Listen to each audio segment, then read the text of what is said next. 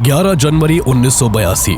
मुंबई में हर दिन की तरह सुबह की हलचल शुरू हो चुकी थी। लोकल ट्रेनों की सीटी, भीड़ भाड़ वाली बसें और ऑफिस जाने वालों की जल्दी, सब कुछ वैसे ही चल रहा था। लेकिन दोपहर तक इस शहर की रफ्तार अचानक थम गई। खबर आई कि वडाला में पुलिस ने दिन दहाड़े एक खतरनाक गैंगस्टर को गोलियों से भून दिया है। ये गैंगस्टर कोई और नहीं, मन्या सुर्वे था, जिसने अंडरवर्ल्ड की परिभाषा ही बदल दी थी। मन्या कोई सड़क का गुंडा नहीं था, वो एक एजुकेटेड युवक था जिसने कॉलेज से पढ़ाई की थी, लेकिन किस्मत और सिस्टम की नाइंसाफी ने उसे उस रास्ते पर धकेल दिया जहां से वापसी नामुमकिन थी। जेल में सालों की सजा, बिट्रेयल और सर्वाइवल की जंग ने उसे एक ऐसे क्रिमिनल में बदल दिया जिसने पूरे मुंबई अंडरवर्ल्ड को चैलेंज कर दिया था। मुंबई अंडरवर्ल्ड में ये बात हवा की तरह फैल गई थी कि एक डेयरिंग गैंगस्टर आया है जो सिर्फ ताकत से नहीं बल्कि स्ट्रैटेजी से खेलता है। वो दिमाग से प्लान बनाता था और पुलिस तक को उसमें उलझा लेता था। वही था जिसने दाऊद इब्राहिम जैसे खूंखार डॉन से सीधी टक्कर लेकर ब्लडीएस्ट गैंग वॉर की शुरुआत की और खून खराबा मुंबई के लिए आम बात बना दी। उसकी कहानी का अंत भी उतना ही सेंसेशनल था, क्योंकि मुंबई के इतिहास का ये पहला मौका था जब किसी गैंगस्टर के खात्मे के लिए पुलिस को एनकाउंटर का सहारा लेना पड़ा था। वो एनकाउंटर सिर्फ एक अपराधी की मौत नहीं थी, बल्कि एक ऐसे युग की शुरुआत थी जहां पुलिस का न्याय बंदूक की गोली से तय होने लगा। तो आइए जानते हैं मुंबई अंडरवर्ल्ड के सबसे इंटेलिजेंट गैंगस्टर कहे जाने वाले मन्या सुर्वे की पूरी कहानी। आखिर एक अच्छे खासे पढ़े लिखे लड़के ने अपराध का रास्ता क्यों चुना, दाऊद इब्राहिम से उसकी दुश्मनी क्यों थी और उसने ऐसा क्या कर दिया था जो पुलिस को उसका एनकाउंटर करना पड़ा। मन्या सुर्वे का असली नाम मनोहर अर्जुन सुर्वे था। उसका जन्म साल 1944 में महाराष्ट्र के रत्नागिरी जिले के रणपर गांव में हुआ था। मन्या सुर्वे जब काफी छोटा था तब उसकी मां ने किसी कारण दूसरी शादी कर ली। इस तरह उसे एक नया परिवार मिला जिसमें उसके सौतेले पिता और एक बड़ा भाई भार्गव सुर्वे था। दोनों सौतेले भाई थे, लेकिन उनके बीच सगे भाइयों जैसा प्यार था। साल 1952 में जब मन्या केवल 8 साल का था, तभी उसका परिवार बेहतर जिंदगी की तलाश में मुंबई आ गया और सब एल्फिंस्टन रोड के पास एक चौल में रहने लगे। उसके सौतेले पिता एक टेक्सटाइल मिल में काम करते थे, पर घर का खर्च बहुत मुश्किल से चल पाता था। ऐसे में मन्या सुर्वे के बड़े भाई भार्गव सुर्वे को ये मुश्किल भरी जिंदगी पसंद नहीं आई और उसने धीरे धीरे अपराध की दुनिया में कदम रख दिया। शुरुआत छोटी मोटी लड़ाइयों और वसूली से हुई, पर जल्द ही उसका नाम दादर के अगर बाजार में चलने लगा। आसपास के लोग उससे डरने लगे और वो भार्गव दादा के नाम से फेमस हो गया। हालांकि मन्या सुर्वे की जिंदगी अपने बड़े भाई से बिल्कुल ऑपोजिट थी। वो पढ़ने में काफी तेज था और 12th तक की पढ़ाई काफी अच्छे नंबरों से पास की। 12th के बाद आगे की पढ़ाई के लिए मन्या ने अपना एडमिशन दादर के कीर्ति कॉलेज में करवा लिया। कॉलेज में वो अपनी इंटेलिजेंस, स्मार्ट ड्रेसिंग सेंस और फ्लुएंट इंग्लिश बोलने के लिए मशहूर था। टीचर्स और क्लासमेट्स दोनों ही उसे एक ब्राइट और कैरिस्मेटिक स्टूडेंट के रूप में जानते थे। उसने 3 साल बाद अपना ग्रेजुएशन 78% मार्क्स के साथ पास किया। उस वक्त के हिसाब से किसी गरीब परिवार के लड़के के लिए ग्रेजुएशन तक की पढ़ाई करना ही अपने आप में बहुत बड़ी बात थी और इतने अच्छे मार्क्स तो बहुत ही कम लोग ला पाते थे। अगर जिंदगी यूं ही सीधी चलती तो मनोहर सुर्वे कभी मन्या सुर्वे नहीं बनता। वो शायद एक रिस्पेक्टेबल जॉब करता और एक शांति भरी जिंदगी जीता, लेकिन किस्मत ने जैसे उसके लिए कुछ और ही सोच रखा था। दरअसल उसके बड़े भाई की गलतियों का खामियाजा उसे बार बार भुगतना पड़ता था। उसका बड़ा भाई जब भी कोई क्राइम करता तो वो मुंबई से फरार हो जाता था। ऐसे में हर बार पुलिस मन्या के घर पर आती और मन्या को पूछताछ के लिए उठा ले जाती। कई बार उसे थाने में बेवजह पीटा भी गया। इसके चलते मन्या के अंदर धीरे धीरे पुलिस और सिस्टम के लिए गुस्सा पनपने लगा था। ऐसे में ग्रेजुएशन पूरी करने के बाद मन्या ने भी अपने भाई के दोस्तों के साथ उठना बैठना शुरू कर दिया। इसी दौरान अपने भाई के जरिए वो एक लोकल गैंगस्टर सुमेश देसाई से मिला और जल्दी ही दोनों में काफी अच्छी दोस्ती हो गई।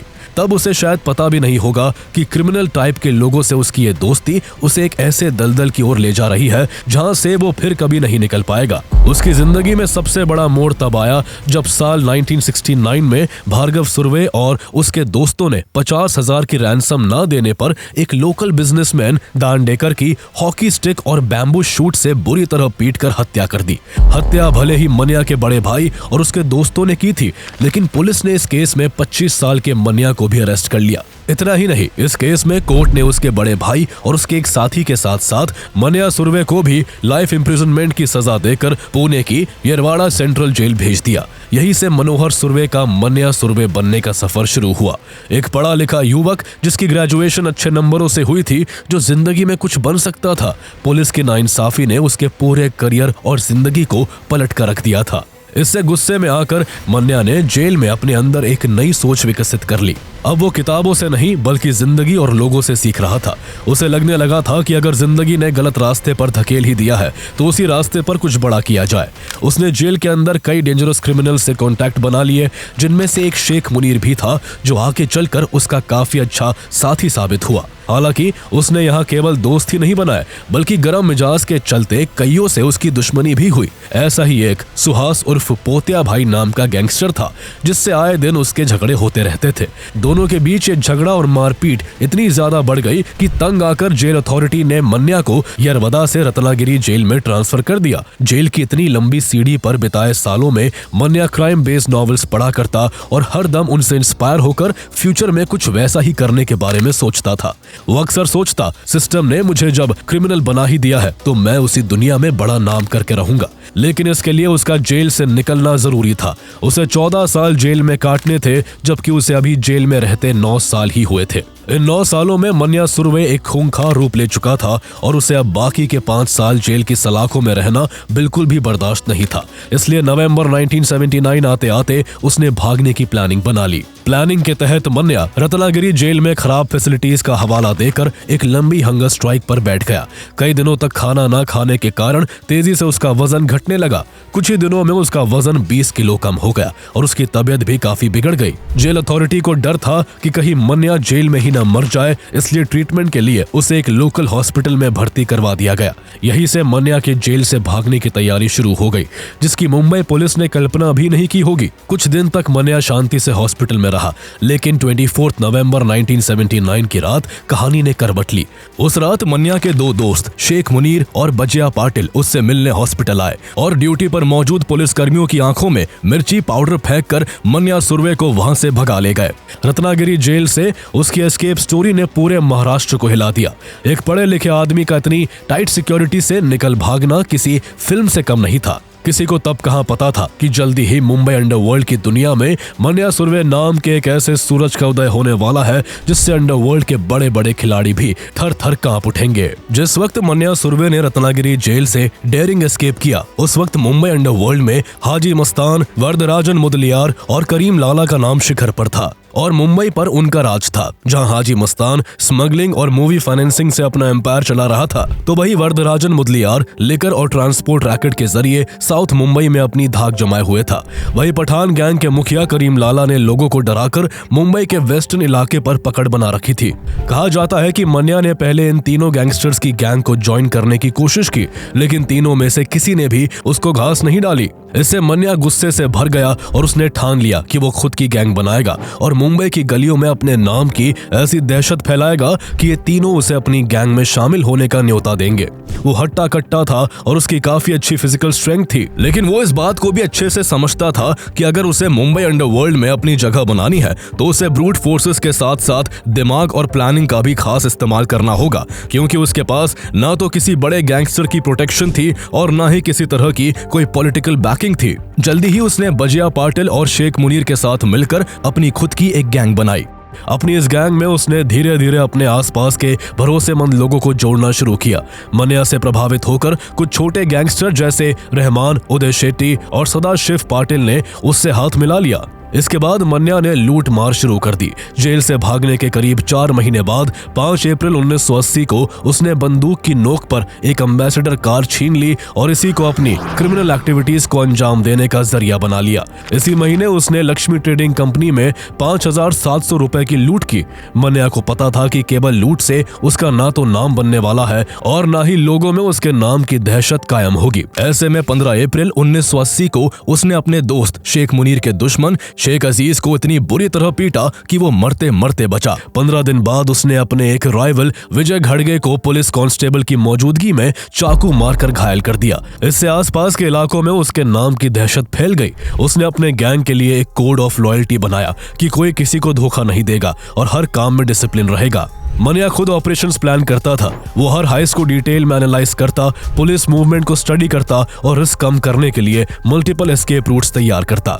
जेल में रहते हुए मन्या ने रॉबरी के ऊपर लिखी कई बुक्स पढ़ रखी थी और अब वो इसका इस्तेमाल अपनी क्रिमिनल एक्टिविटीज में करने लगा। जेम्स हेडली चेस की एक नॉवल से इंस्पिरेशन लेकर उसने सरकार की मिल्क स्कीम से पैसा लूटने का प्लान बनाया। उसने अपने साथी दयानंद, परशुराम काटकर और किशोर सावंत के साथ मिलकर माहिम में बादल बिजली बरखा के पास से एक कार चोरी की और गोवंदी के मिल्क स्कीम से 1,26,000 रुपए लूट लिए और गाड़ी को छोड़कर भाग गया। बाद में चोरी की गई गाड़ी बांद्रा के नेशनल कॉलेज के पास लावारिस हालत में बिल्कुल उसी तरह मिली जैसे जेम्स हेडली चेस की नॉवल में लिखा था।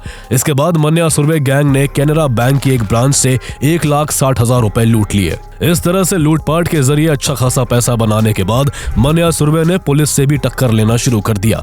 पुलिस से वो खास नफरत करता था। उसे 1969 में दादर पुलिस स्टेशन के इंस्पेक्टर एएस दाभोलकर ने अरेस्ट किया था, इसलिए वो उनको फोन कर जान से मारने की धमकी देता। उस समय तक एएस दाभोलकर रिटायर हो चुके थे और वो मन्या की धमकियों से इतना ज्यादा डर गए कि उन्होंने मुंबई छोड़ दी। इतना ही नहीं, उन्होंने अपने सफेद बालों को काला करवा लिया और अपनी दाढ़ी बढ़ा ली ताकि मन्या उन्हें पहचान न पाए। देखते ही देखते मन्या की गैंग अब पूरी मुंबई में फैलने लगी थी। उसकी गैंग में रहमान लॉजिस्टिक्स और वेपन संभालता तो भाई उदय शेट्टी प्लानिंग और ग्राउंड ऑपरेशंस करता था। सदाशिव पाटिल का काम गैंग में शामिल हुए नए लड़कों को ट्रेनिंग देने का था। इसके अलावा शेख मुनीर उसका राइट हैंड था जो उसके हर क्राइम में कंधे से कंधा मिलाकर चलता था। इस तरह मन्या ने गैंग को एक स्ट्रक्चर्ड फॉर्म दिया जो अब किसी भी एस्टैब्लिश गैंग से टक्कर ले सकता था। एक बार मन्या और शेख मुनीर ने एक बिजनेसमैन को लूटने की प्लानिंग की। जब वो बिजनेसमैन बैंक से पैसा निकालने बैंक गया तो वो दोनों उस बिजनेसमैन का बैंक के बाहर इंतजार करने लगे। जैसे ही वो बिजनेसमैन पैसे लेकर बैंक से बाहर आया, दोनों ने बंदूक उसकी तरफ तान दी और पैसों से भरा बैग मांगा, लेकिन उस बिजनेसमैन ने बैग उन्हें देने के बजाय बैग को वापस बैंक के अंदर फेंक दिया। इससे मन्या गुस्से से भर गया और उसने उस बिजनेसमैन पर ताबड़तोड़ गोलियां चला दी, जिससे उसकी वही जान चली गई। इसके बाद मन्या और शेख मुनीर बैंक के अंदर घुसे, बैग उठाया और आराम से टहलते हुए वहां से निकल गए। इससे उसे 2 लाख रुपए मिले जो उस समय बहुत बड़ी रकम थी। इसके बाद मन्या की गैंग ने माटुंगा में एक और बड़ी हाइस्ट की जिसमें उन्होंने एक एम्बेसडर कार से 7 लाख रुपए लूट लिए जो बैंक में जमा होने जा रहे थे। क्राइम की दुनिया में नाम कमाने के बाद उसने नारकोटिक्स के धंधे में भी हाथ आजमाया। उसकी बिगेस्ट स्ट्रेंथ उसकी प्लानिंग थी। वो पुलिस से हर बार एक कदम आगे रहता था। पुलिस उसकी एक्टिविटीज जानती तो थी और पकड़ने के लिए छापेमारी भी करती थी, पर कभी पकड़ नहीं पाती थी क्योंकि पुलिस के पहुंचने से पहले ही वो गायब हो जाता था। ऐसे में मीडिया ने भी मन्या की हवा बनाने में कोई कसर नहीं छोड़ी। मीडिया ने उसको द एजुकेटेड डॉन का टैग दे दिया। उसके इंग्लिश बोलने के अंदाज, प्लानिंग स्किल्स और इंटेलिजेंट पर्सोना ने उसे आम गैंगस्टर से अलग बना दिया था।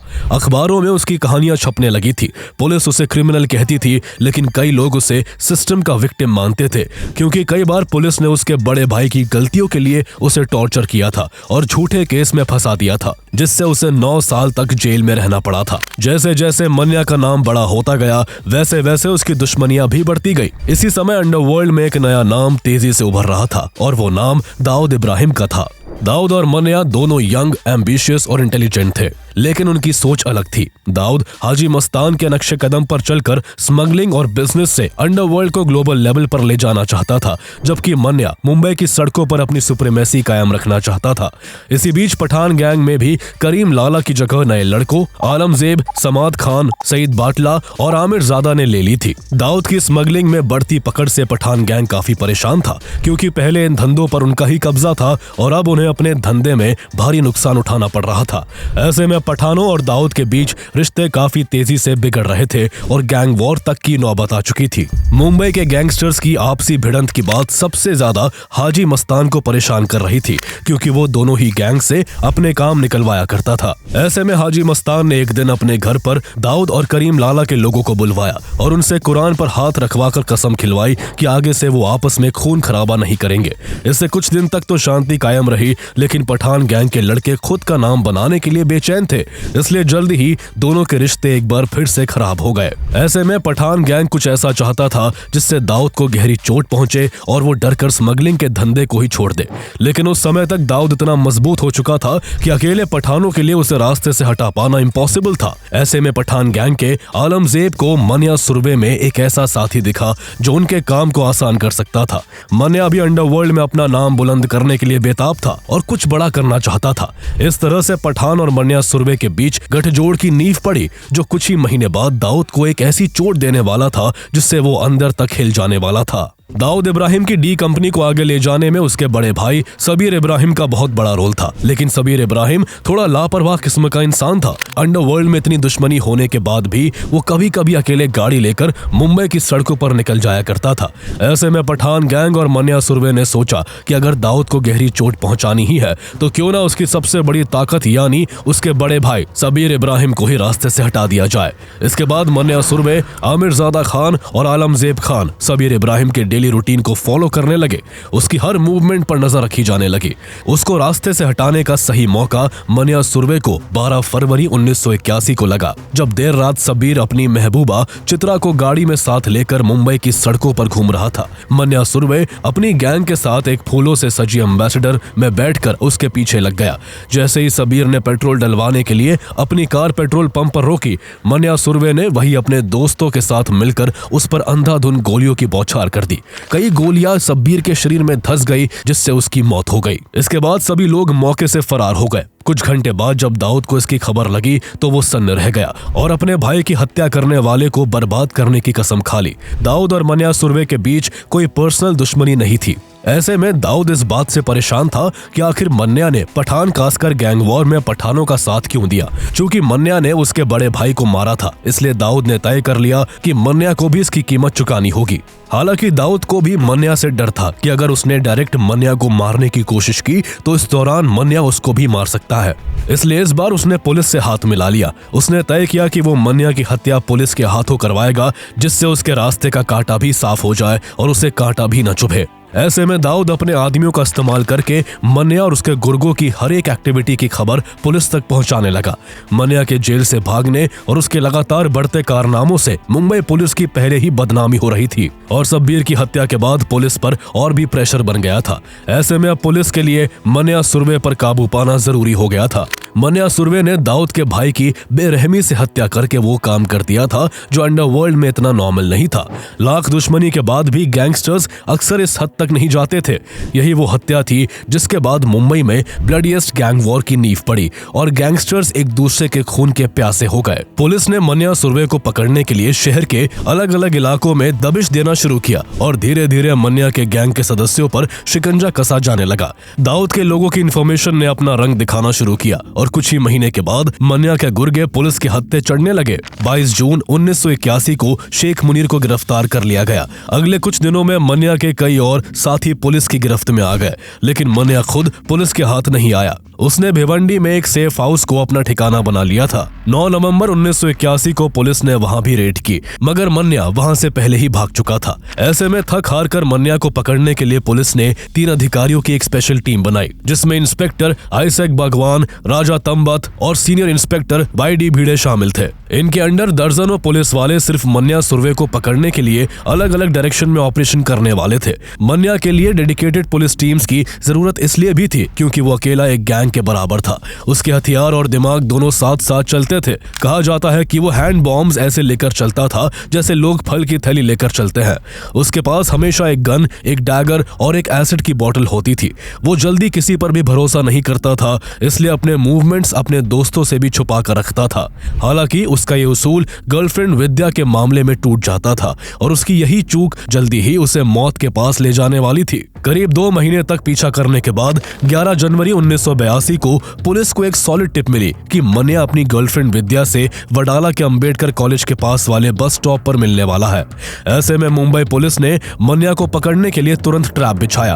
कई पुलिस वाले जीन्स और टी शर्ट पहनकर स्टूडेंट्स बन गए, सीनियर ऑफिसर्स प्रोफेसर्स बनकर पास खड़े रहे और अपनी गन्स मोटी किताबों में छुपा ली। इस तरह उस दिन दोपहर के करीब 1:30 बजे तक क्राइम ब्रांच की 3 टीम के 18 ऑफिसर्स भेष बदलकर अंबेडकर कॉलेज के चारों तरफ फैलकर मन्या के आने का का बेसब्री से इंतजार कर रहे थे। करीब 20 मिनट बाद वहां एक टैक्सी पहुंची जिसमें से मन्या सुर्वे उतरा। आसपास के माहौल को देखते ही कुछ ही पलों में मन्या को शक हो गया कि यहाँ कुछ तो गड़बड़ है। ऐसे में उसने जेब से अपनी वेबली एंड स्कॉट रिवॉल्वर निकालने की कोशिश की, लेकिन वो कुछ कर पाता उससे पहले ही इंस्पेक्टर आइजैक बागवान और राजा तांबत ने उस पर ताबड़तोड़ गोलियां चला दी। पुलिस की 5 गोली उसके सीने में और एक उसके कंधे में जा लगी। इसके बाद मन्या को एक एम्बुलेंस में डालकर सैन हॉस्पिटल की ओर ले जाया गया। अस्पताल कुछ ही किलोमीटर दूर था, पर वहां पहुंचने में लगभग आधा घंटा लग गया। इसी दौरान रास्ते में ही मन्या सुर्वे की मौत हो गई। इस देरी को लेकर पुलिस पर आरोप भी लगे कि उसे जानबूझकर वक्त पर अस्पताल नहीं पहुंचाया गया, क्योंकि पुलिस चाहती ही नहीं थी कि वो जिंदा रहे। मन्या सुर्वे की मौत ने पूरे मुंबई को हिला दिया। ये मुंबई पुलिस का पहला ऑफिशियल एनकाउंटर था। पुलिस ने दावा किया कि उन्होंने सेल्फ डिफेंस में फायर किया क्योंकि मन्या ने पहले गोली चलाई थी, लेकिन मीडिया और जनता में बहस छिड़ गई। कुछ लोग बोले कि मन्या को ट्रैप करके मारा गया ताकि पुलिस अपनी एनकाउंटर स्क्वाड को एस्टैब्लिश कर सके। वहीं कई लोगों ने पुलिस की तारीफ की कि उन्होंने शहर के सबसे खतरनाक गैंगस्टर को खत्म करके अच्छा किया। मन्या की मौत ने मुंबई पुलिस की नई नीति को मजबूती दी। मन्या के एनकाउंटर के बाद मुंबई में एनकाउंटर कल्चर शुरू हो गया। अब हर बड़े गैंगस्टर के लिए मैसेज साफ था, या सरेंडर करो या फिर मरो। अगले कुछ सालों में पुलिस ने कई एनकाउंटर्स किए और 1982 से 2004 के बीच मुंबई पुलिस ने कुल 622 गैंगस्टर्स को एनकाउंटर्स में मार गिराया। लेकिन इस कहानी की एक और कड़वी हकीकत है। शुरुआत में मुंबई पुलिस ने बाकी अंडरवर्ल्ड गैंग्स को खत्म करने के लिए दाऊद इब्राहिम की मदद ली। उस वक्त माना गया कि दाऊद पुलिस के लिए एक इस्तेमाल करने लायक मोहरा है, लेकिन बाद में उसी मोहरे ने पूरा खेल पलट दिया। एक एक करके जब मुंबई में बाकी गैंग्स ढहते गए तो दाऊद अकेला सबसे ताकतवर बन गया। उसके पास पैसा था, पावर थी और काफी हद तक पुलिस का सपोर्ट भी था। अगर पुलिस ने शुरुआती दौर में डी कंपनी पर भी वही सख्ती दिखाई होती जो बाकी गैंग्स पर दिखाई थी, तो आज दाऊद शायद सिर्फ एक नाम होता, इतना बड़ा डॉन नहीं। और अगर दाऊद भी मन्या सुर्वे जैसे गैंगस्टर्स की तरह पहले ही मार दिया जाता तो शायद मुंबई में 1993 जैसा खूनी आतंकी हमला कभी नहीं हो पाता। मुंबई पुलिस ने 1993 बॉम्ब ब्लास्ट के बाद डी कंपनी पर शिकंजा कसा, पर अफसोस तब तक बहुत देर हो चुकी थी। मन्या तो मारा गया, लेकिन मौत के बाद भी उसकी कहानी खत्म नहीं हुई। उसकी लाइफ पर कई आर्टिकल्स, बुक्स और डॉक्यूमेंट्रीज बनी। आज भी जब मुंबई के अंडरवर्ल्ड की चर्चा होती है तो उसका नाम जरूर आता है। साल 1990 में आई मशहूर गैंगस्टर फिल्म अग्निपथ का मेन कैरेक्टर विजय दीनानाथ चौहान मन्या सुर्वे से इंस्पायर था, जिसे अमिताभ बच्चन ने प्ले किया था। साल 2013 में डायरेक्टर संजय गुप्ता ने भी मन्या सुर्वे की जिंदगी पर film shoot out at Wadala बनाई, जिसमें एक्टर जॉन अब्राहम ने मन्या का किरदार निभाया था। इस फिल्म के एक डायलॉग "मैं मन्या सुर्वे हूँ, सिस्टम ने मुझे बनाया है" ने उसे पॉप कल्चर आइकन बना दिया। अपराध हमेशा बुरा होता है, चाहे उसे किसी ने सिस्टम के आगे मजबूर होकर ही क्यों ना अपनाया हो। मन्या सुर्वे के साथ भी कुछ ऐसा ही हुआ। अगर मन्या चाहता तो वो जेल से सजा पूरी कर अपनी एजुकेशन के चलते एक अच्छी जिंदगी, एक अच्छी नौकरी और सम्मानजनक पहचान बना सकता था, लेकिन उसने क्राइम का रास्ता चुना। वो इस बात को भूल बैठा कि अपराध की दुनिया में जल्दी ही पावर, पैसा और रुतबा मिलता तो है, लेकिन इसका अंत भी काफी दर्दनाक होता है। और आखिर में मन्या सुर्वे को भी अपने चुने हुए रास्ते की कीमत अपनी जान देकर चुकानी पड़ी। अगर आपको मन्या सुर्वे की कहानी पसंद आई तो आपको हमारी rise of Mumbai mafia series की बाकी वीडियोस भी काफी पसंद आएंगी, जिनमें हमने हाजी मस्तान, दाऊद इब्राहिम और अरुण गवली की कहानी को कवर किया है। तीनों ही वीडियोस का लिंक आपको इस वीडियो के डिस्क्रिप्शन में मिल जाएगा।